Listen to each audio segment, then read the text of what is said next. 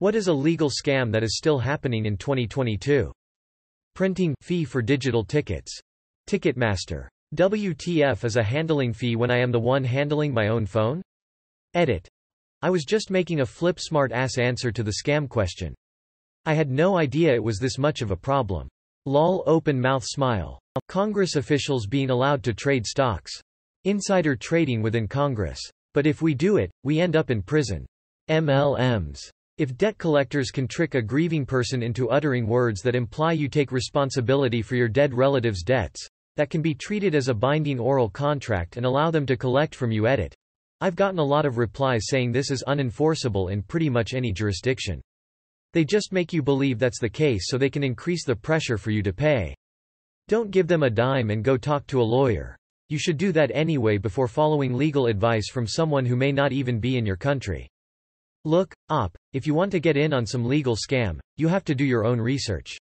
That's why I recommend you buy my book, **What you can do to legally become rich in 12 easy lessons**. Just 24 easy payments of $199.99 and you will have the secrets to being a millionaire unveiled right before your eyes. Civil forfeiture. You're going to tell me that a cop thinks that my property might be used for illegal activity, and that cop is going to steal it from me and pad their department's bottom line? What the actual F? Title pawns, payday loans, some charging 300% interest. Paying services charges. I don't mind paying a $10 delivery fee but will not pay a 99-cent service charge. Televangelists like Joel Osteen. The troubled teen industry. It doesn't work. It traumatizes children. It's legal kidnapping. I hope more attention comes to it and something happens. They're a business and the goal is to make money, not help troubled teenagers. FFs. Half the time the kids aren't even troubled. ETA. The troubled teen industry refers to for-profit organizations aimed at steering rebellious and at-risk youth onto a better path through reform camps. But their methods are tough love, negative, positive punishments and physical labor.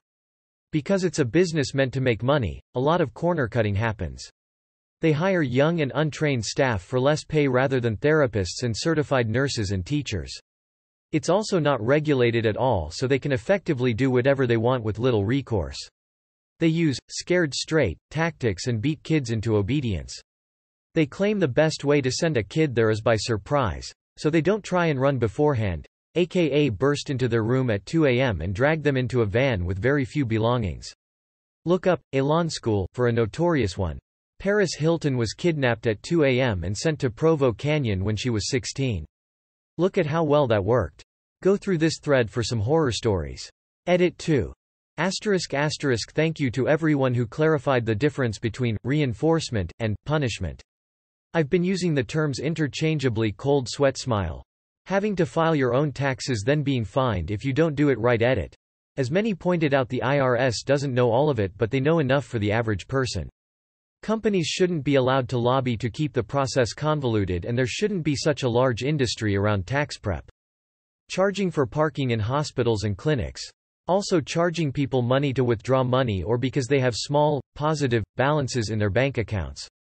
Private prisons. You're telling me that they charge the government for the beds and the taxpayers still gotta foot the bill if those beds are empty, so the company running it doesn't lose money.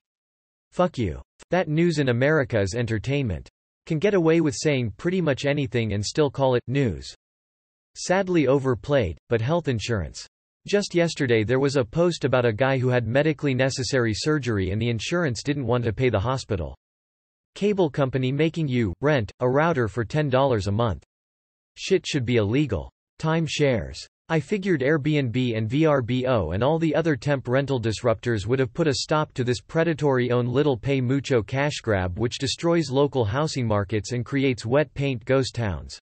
But alas, it persists, and we have to stare at lines of cheap shacks or Soviet bloc-style complexes left vacant on off-seasons or occupied by flightless gray birds who only fly south because some Iowa idiot got conned in a Ramada Inn on a Tuesday looking for a free golf bag.